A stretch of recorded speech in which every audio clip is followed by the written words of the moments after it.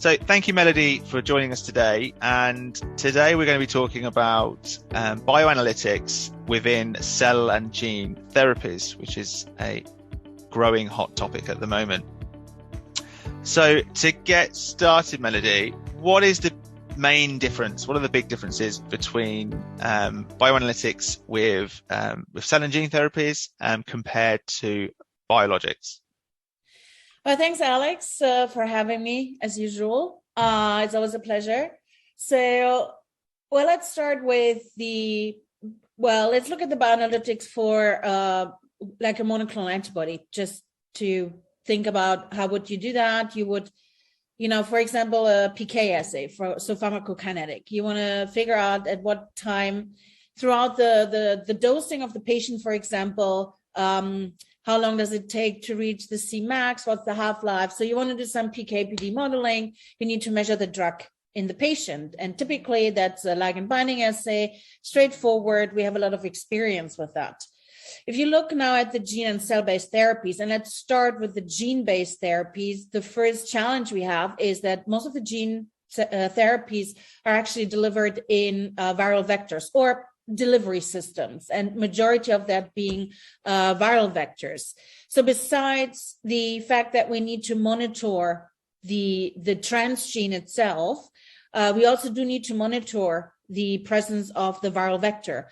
So the complexity of these modalities just brings a new complexity to the bioanalytical package that you need.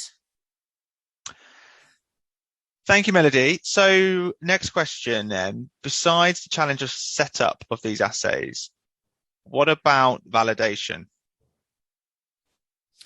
Well, when we think about validation, and if you look at the guidelines that describe bioanalytical method validation, they're very much tailored towards recombinant human proteins, monoclonal antibodies, things that we have experience with. So the guidelines typically cover chromatography and ligand binding assays. A lot of the assays that we are utilizing for the gene and cell-based therapies are actually things like PCR or flow cytometry.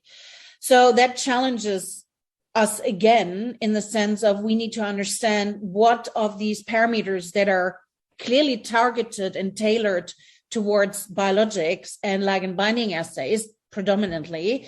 What of those parameters can we take over to these new techniques? Well, they're not new, but we have typically used them for characterization rather than actual PK, PD assays. So some of the parameters will just not be relevant for these modalities, for these techniques, whereas others may become more important. For example, sensitivity. Let's imagine someone who has a complete gene deletion or very little expression of the target protein. If you set a baseline, you will have to have ultra sensitive assays. But then, of course, when you introduce the transgene and it will start expressing the target protein, there's going to be a very high amount of that protein. So the dynamic range has to be wide. So there are other things that we need from these type of assays, which also challenges the typical understanding of validation. Brilliant. Thank you, Melody. And then moving on to the next question. Are there any specific challenges or issues when we're looking at cell-based therapies?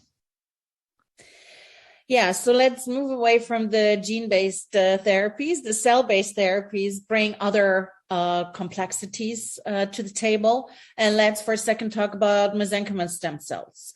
So mesenchymal stem cells are self-renewing cells that can be isolated from a lot of tissues, and they can be used in an allogeneic setting. That means we can isolate them from one volunteer, healthy volunteer, and then we can actually treat many patients because they're so-called immune privileged cells. And that makes them very attractive targets for therapies because they're so manifold in what they can do. They're immunomodulatory. They're a lot used these days to treat any inflammation.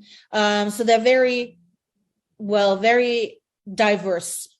The problem here is what comes as a blessing also comes as a curse, because these cells, so what we typically do, we isolate them from a donor, we expand them in vitro, and we give them certain cocktails of stimuli. And then in that setting, they're going to differentiate into whatever target cell we want them to be with their functionality, which is then defining their mode of action.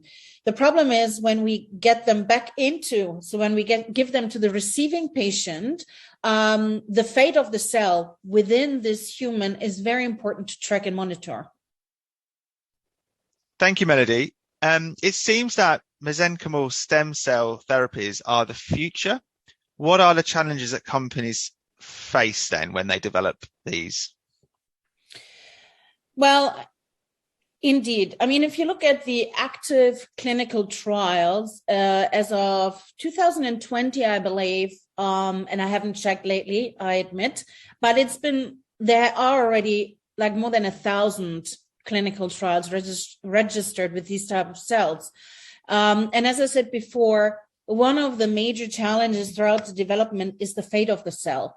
So where is the cell ending up? But because you can imagine, because this cell is so potent to develop in whatever lineage we want to by giving the right factors, that is all in vitro setting. As soon as it goes in vivo, the cell will be exposed to other stimuli. The microenvironment may change and the cell may migrate, and then it may do things you don't want it to do. So you're going to have off-target effect.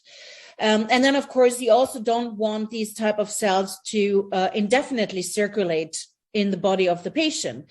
So again, when I said before, tracking and the fate of these cells in the body is the major challenge, because how are we going to do that? Are we going to mark these cells, but then we still have to actually, monitor the patient? Are we going to use MRI?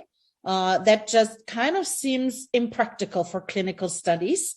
And a lot of the techniques that people are describing are in the preclinical setting, because you actually have to sacrifice the animal to get to where you need to be. So that is also kind of impractical in the clinical setting. So there is a lot of outside of the box thinking required.